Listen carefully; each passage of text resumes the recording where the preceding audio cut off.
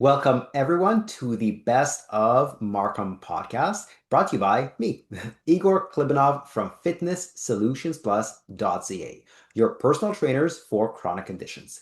Here with me today is Jega. Jega, thank you so much for being here. Tell us a bit about yourself. Thank you for having me. It's a pleasure to be talking to someone for a change. I'm usually behind the cameras and doing these podcasts for companies, so it's always nice to be in front of the camera and talking to someone like you. Sure So, thing. so thanks for having me. Uh, Absolutely. I go by Jega or JK. Yep. I run a full service video production company based here in Markham. And what I do is I help our small businesses and medium-sized enterprises amplify their voice in the digital space. It's a very noisy space. What I do is to help them stand out from the crowd and put their authentic selves out there so that they can connect with their audience and eventually grow their business. So that's what I do. I run a video production, so it's full service. Yeah. Help them create content. I help them market those content as well, or if they don't have an in-house marketing team.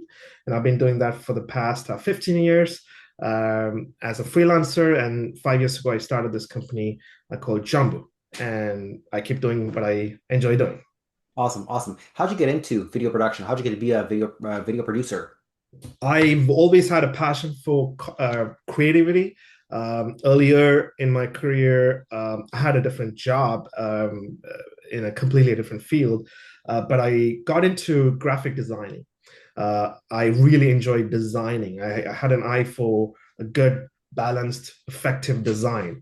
And one thing led to another. I was curious to learn about filmmaking. I started learning on YouTube and got into a couple of courses and got myself trained and had a chance to work with some of the advertising agencies in the past. So I got that exposure. With that, I started helping companies and started doing this for the rest of my career. And I thought that was a very gradual process because I always had a passion for design and videos in general. So Yeah, yeah. I find that's actually how a lot of entrepreneurs start. They work in a completely different field, but yeah, do their passion on the side as a side hustle.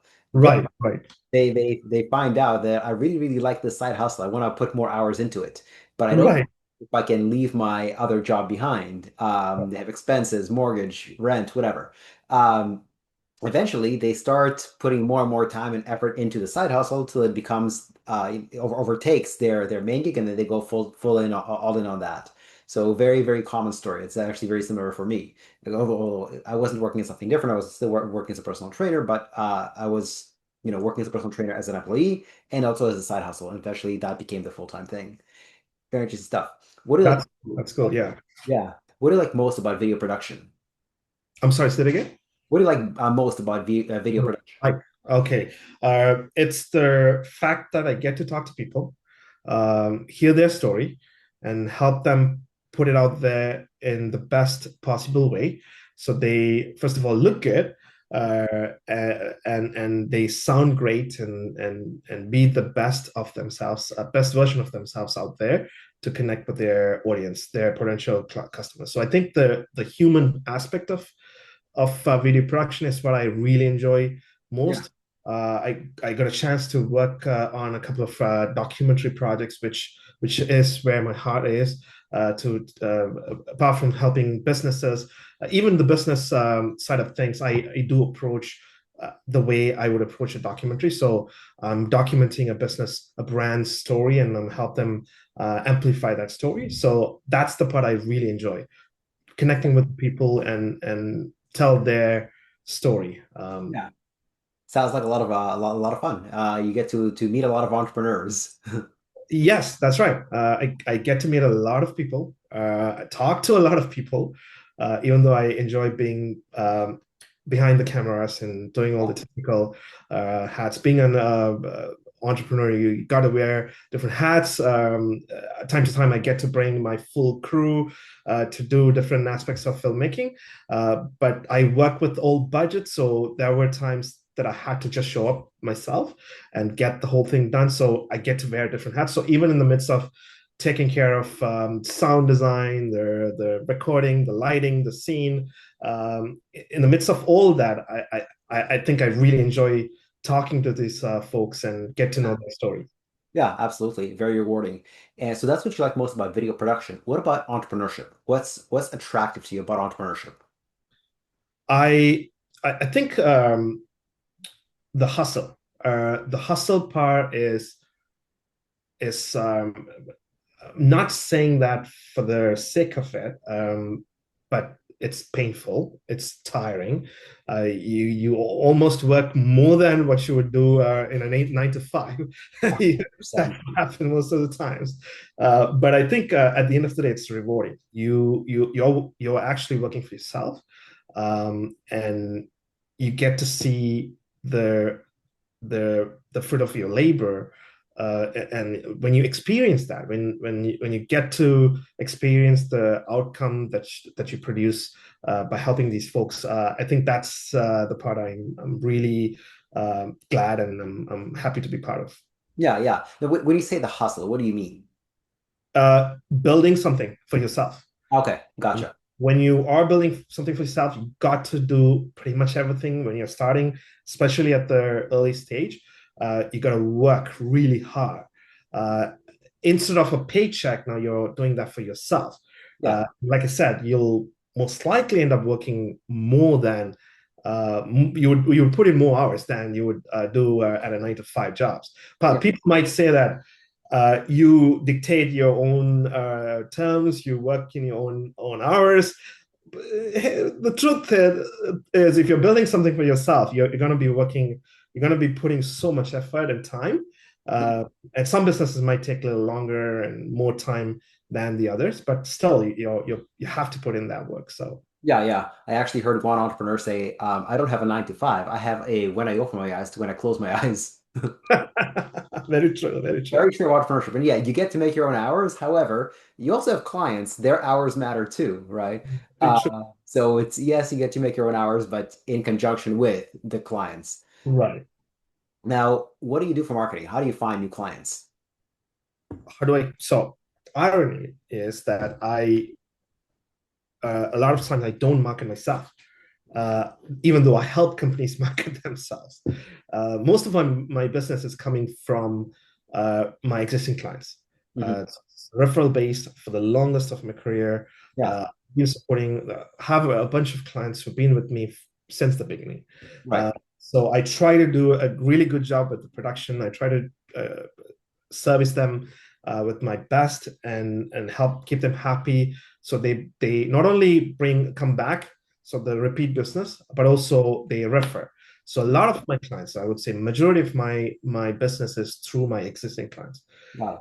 Second source of business is coming from networking, meeting new people, connecting with people. But the thing about networking is it's again a commitment. You've got to put in effort, and it's not going to turn out to be great overnight.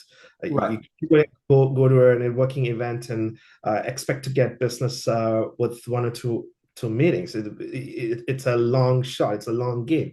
Yeah, And when I walk in, my thought process is not always about, hey, can I get a business from these folks? Instead, I focus on building good connections, and I think that pays off well in return because people genuinely want to help others. yeah, That's what I've experienced, and there are amazing entrepreneurs and business owners out there who have gone through the same path and journey, and they know the struggles, so they really want to help you. yeah, Make connections with those folks really help you, even if they don't bring business directly. You right, get to learn from them, or you get connected to someone else who might bring you business, right, um, even though they don't directly. So that's right. why I market. It's putting myself out there and connecting with people. And the other one is my work, my business, the Gotcha. content I produce Right. that repeat clients. So. Understood. What percent of your business would you say comes from networking versus just referrals? Um, so for the longest, I've always relied on my existing clients, referrals. I was pretty occupied with my pretty much the whole day. Uh, Yeah. the whole business was from referrals and business connections. Uh, Later, probably about an year or two ago, I pushed myself to go out there and get out of my shell. I mean, I usually work in my home studio, so I rarely meet other humans. So I push myself to go out and meet new folks. So I would say it started getting, and it's going in a healthy rate, business I get from the connections. At this point in time, I would say roughly about 30%, but I won't be surprised if it get to a 50-50 or even more than my existing clients. Uh, that there is a high potential that I would get Yeah, yeah. more So referrals. networking is obviously working for you. Yes, yes, Awesome. Awesome. Good, good, good. Yeah, a lot of people approach it the wrong way of thinking, what can I get immediately? right, Whereas really the right approach is to think I have to, attend the same events, see the same groups of people probably 20 plus times before even a trickle of business comes in. And right, yeah, it's a long-term game. If you expect to get to do one thing and get business right away, this is not the avenue for you. There are other ways to do it. For example, my favorite ways is door-to-door sales or public speaking. You can speak once and get business right away. Networking right, is more of a long-term game. Uh, right, and that's one of the beauties of entrepreneurship. There's more than one way to market. Just because it right, works for one person doesn't mean it's going to work for somebody else. It also is based on personality. I don't like sitting in front of my computer all day long. So right. those kinds of marketing methods. Right, right. I've Somebody, always worked with companies when I help them with content. I do some marketing work as well. So I understand marketing. I understand the marketing mix. yeah, It worked well for me. But at this point of time, um, I am relying on these two, even though I've tried ads and other form of yeah. advertising. And I am active on social media, but most of my business, I would say, it's just coming from these two. Yeah, yeah. Good, good. And what are you working on right now that's exciting to you?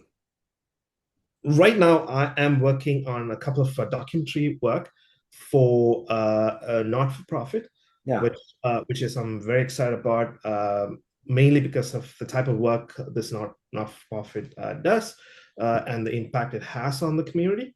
And I get to be part of that journey in a very small way. So I think that's a very exciting project. I'm at the post-production stage right now, and we're hoping to wrap everything up by the end of August, mid September. So I'm very excited for this project. yeah. Sounds very rewarding to be involved in a nonprofit's ventures. Right. And what obstacles have you encountered, both in your time as a video producer as well as an entrepreneur? Oh, that's a good question. There, the time managing time is always. I think it's with any business or any entrepreneurship. You get to manage the time since you're working for yourself. Yeah, You tend to spend more time on one thing versus the other. You tend to overdo a little bit, and you might have this tendency to do things yourself. Um, and that I think that's the biggest obstacle, the mental obstacle that have to come out and build a team around me and to help me and ask for help. yeah, My connections is always the way to go. So I think that's the struggle, the mental struggle of, since it's your own baby, you want to do everything yourself, yeah. but that shouldn't be the case. Yeah, yeah, you're right. Sometimes it's very important to delegate because occasionally there's going to be stuff that other people will do better than you. And I was very similar to you when I was just first starting my business. I just wanted to do all the personal training myself. I didn't want to have staff members or anybody else. I just wanted to do everything myself. Then I couldn't do everything myself. There was just not enough hours in the day. I had to hire other trainers. Right. Um, then I couldn't find trainers because all the good ones ran out. I had to hire a recruiter to find trainers, and then that worked. So eventually, you hire more and more and more. Then you realize I only like doing these four things in my business, but there's like 18 things that need to be done. So you hire for those other things. Yeah, No, very true, very true.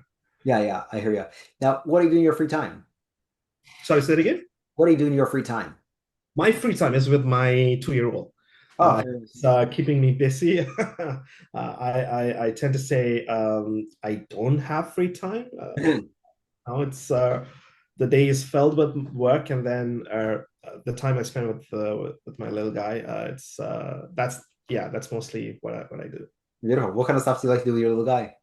I just spend time, go outside, go to the park, and I'm teaching him to bike now. It's fun, and he's two, so he doesn't listen. He has no understanding of what you try to say, and he half of the time you get to keep him safe from all the crazy things he does. So Yeah, it's tiring, but it's fun to see all the little things he started doing for the first time. It's so meaningful and beautiful, and I really appreciate the fact that I'm now able to step out my work if I have yep, to to be with them during the day, because I was not able to do that early on because I was working full time, uh, yeah, and he's keeping us busy at home. So yeah, yeah. One of the B's of entrepreneurship. oh really? Work For your sure. schedule around your 2-year-old. Yeah, And since this is, after all, a best of Markham podcast, what's your favorite business in Markham besides your own? I have a couple, if I may. Of course.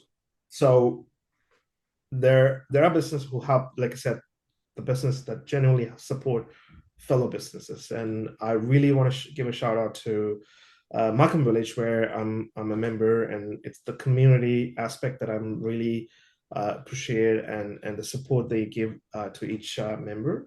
And there are a bunch of other businesses like this not for profit that I'm working with, Center for Dreams, which is based in Markham, supporting people, individuals with uh, intellectual challenges, Mhm. and that's amazing work they do in the community. So I want to give a shout out to those businesses, but there are a bunch of other businesses really that I enjoy visiting, be it restaurant and other type of Yeah. business. Yeah, I'll just stop there with just two. No, I hear you. It's very tough. One time, one of my guests, I don't remember exactly who, they turned the question around on me and asked me what's my favorite business in Markham, and I said I can't narrow it down to one. And actually, a bunch of my favorite businesses happen to already be guests on this podcast. Right. Yeah, so it's very like Markham. I think we have 365,000 people. It's very hard to narrow it down to one business. So Um, I'm a foodie myself, so I'll ask you that question. If you have to pick one restaurant at any day, if you have to go, let's say for a dinner, what would you pick? oh my, this is very difficult, but I think the one that's coming to the top of my head is Glass Kitchen. Oh, nice. Do you know that one? No, I don't. I haven't been there. It's on Leslie and Highway 7, Oh, in that Commerce Gate, Commerce Valley Plaza. And actually, one of my former podcast guests, Keith Pears, he's the owner of that restaurant. The reason I like that restaurant so much is I'm into food, but I don't care too much about decor. right. However, in that restaurant, I actually noticed the decor, and yes, the food is amazing. About 3 years ago, I tried this dish in Maui called Loco Moco, which Okay. is like a bunless burger. It's basically rice, um, mushrooms, burger, and gravy. And when I came back from Maui, I looked for any restaurant in the GTA that offers that. Not a single one at that time served loco moco. Now I think there's 4 or 5, and the first restaurant I tried it in the GTA that had it was Glass Kitchen. So the food is outstanding. The utensils are unique. The plates, everything about the experience has been well thought out. Um, it's not the cheapest restaurant, but it's probably one of my favorites in Markham. So I highly recommend that one. Well, I know where to go next week for dinner. I want to try it now. I'm very tempted If you take your 2-year-old, I think he'll enjoy it as well. for sure. And last question, how can our viewers and listeners get in touch with you? You can visit my website, which is jammbu.ca, JAMMBU.ca, and have all my information there. So that's one way. Perfect. And that's going to be in the show notes as well. Jega, thank you so much for doing this podcast. I really appreciate it. Thank you so much for having me, and I really enjoyed talking to you. I think you're doing amazing work. Looking forward to seeing you another time. Absolutely. Thank you.